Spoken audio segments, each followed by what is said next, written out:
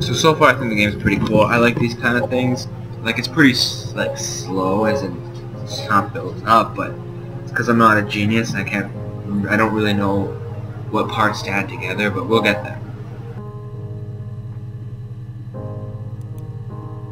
And I like that it's slow. It makes it feel like I have more to do. No, it's okay. The other detective has just gone to get me one.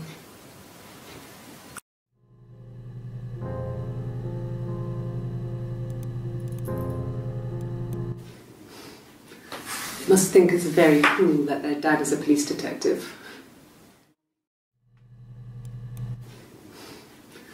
Must think it's very cool that their dad is a police detective.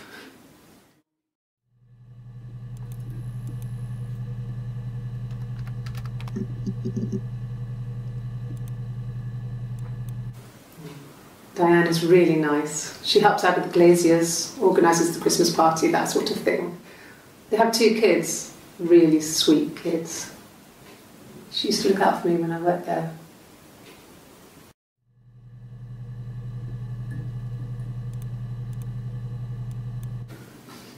I got a job to contribute, you know. Doug knew someone and I got a job as a dinner lady at the primary school. They said it didn't matter if I could cook or not, just don't poison the kids. So you see, it's always been complicated between me and Simon. It's never just been the 2 of us, there's always been pressure.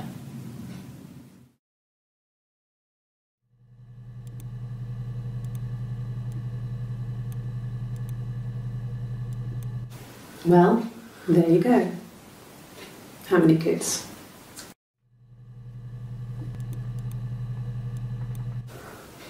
Well, my friend Eve. I mean, she was a friend from when I was a kid, and she was always more popular with the boys, and I used to hate her for it. I mean, really hate her sometimes.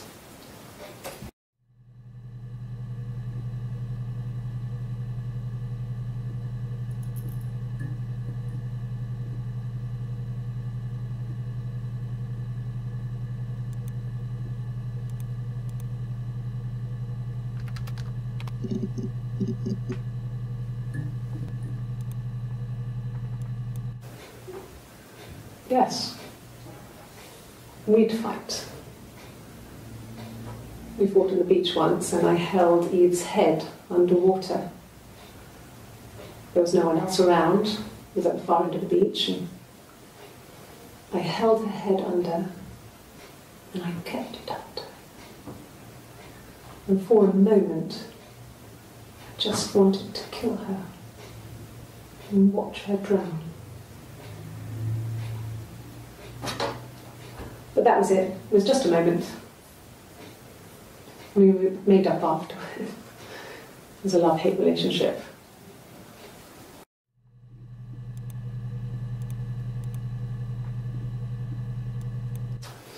A police station. Yeah. When I was young, we ran away on my birthday. Bob Dylan was playing in London and we thought we could break into his tour bus and have him take us with him.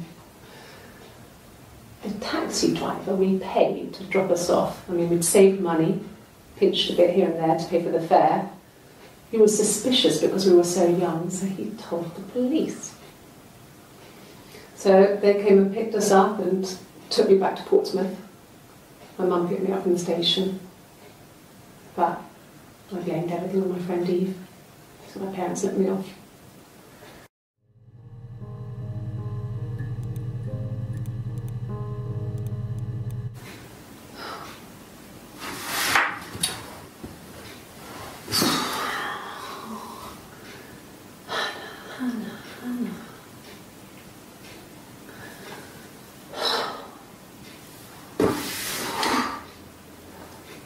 What are you doing talking about Eve?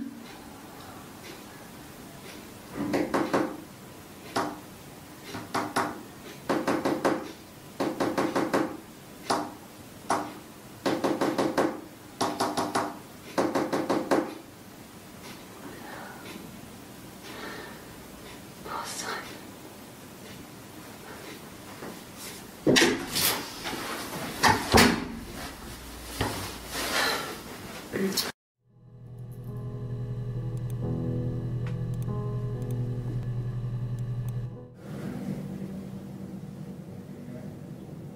mother called me Eve.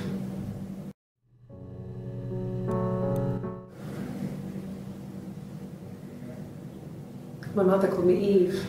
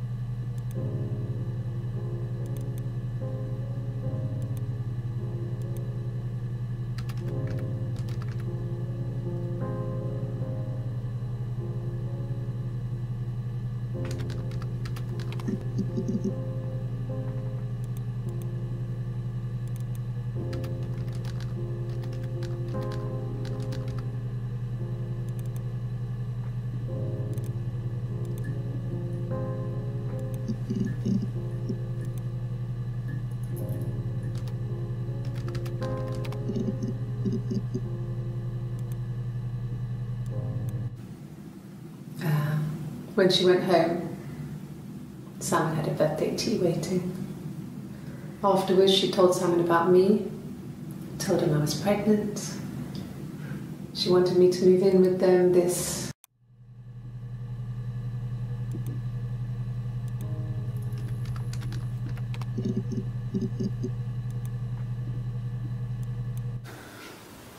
Well, fine, considering.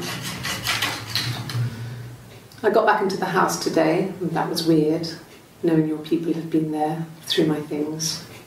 It's like I've been burgled. And worse, obviously. I don't know.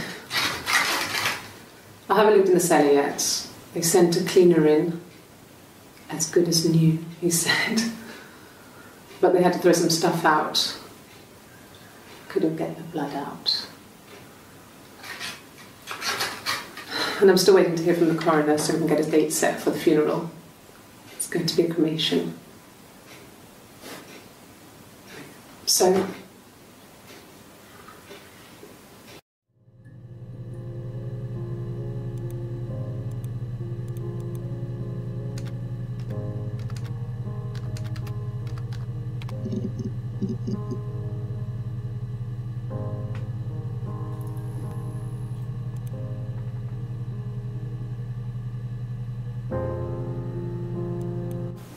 They said it was food poisoning. There was something in the food they ate. My dad liked to pick mushrooms, grow them too. They said it was the mushrooms. It was hard to believe. Death caps. They have a skirt around the cap. My dad taught me that. But, the police had no reason to think it was suspicious. They lived alone. And no one had any reason to hurt them.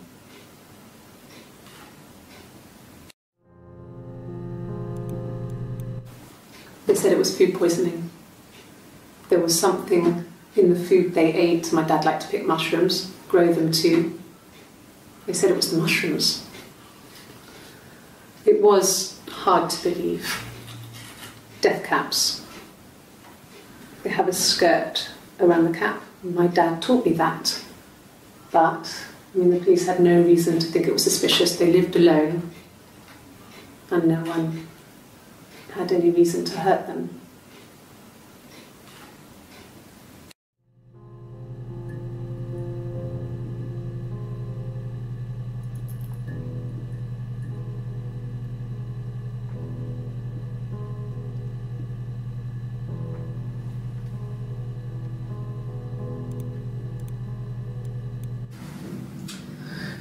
I was living in the attic. It was a very hard time. I was depressed, was still pretty sick of the STD. And I came down one morning and they were dead. They were in bed and both had been sick. They'd thrown up a lot. And I'd slept through it.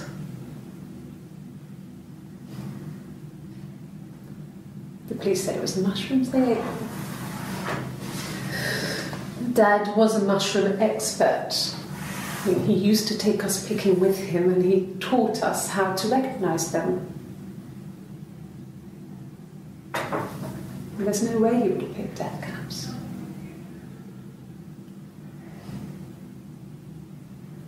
But the police believe that's what happened. They never even looked in the attic.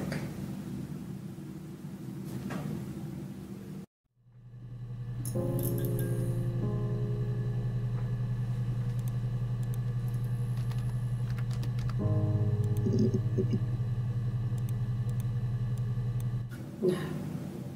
The parents decided there would be a wedding. And after the wedding, Hannah moved in with his parents. There was no way I could follow, so we were separated again. I stayed in the attic. It was hard. It's like I suddenly didn't exist. I would sneak out, but in case anyone recognised me, I started wearing a wig. Hannah and I would meet up in the park.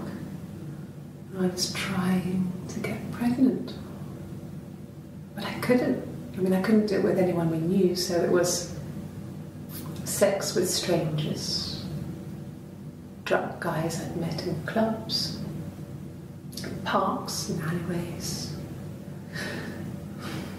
I was 17. It felt like I was being punished. But it was Hannah who had betrayed us. I had to stop when one of the guys gave me an STD.